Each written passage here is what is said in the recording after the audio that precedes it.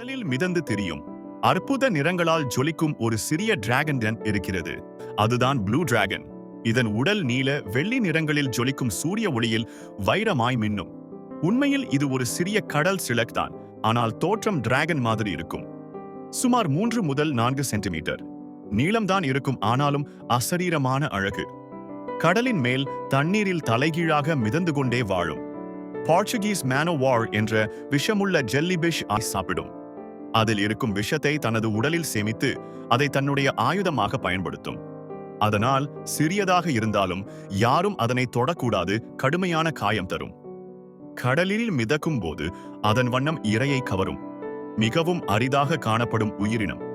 அதை காண்பது ஒரு அதிர்ஷ்டம். விஞ்ஞானிகள் இதை கிளாகஸ் அட்லாண்டிகஸ் என்று அழைக்கிறார்கள்.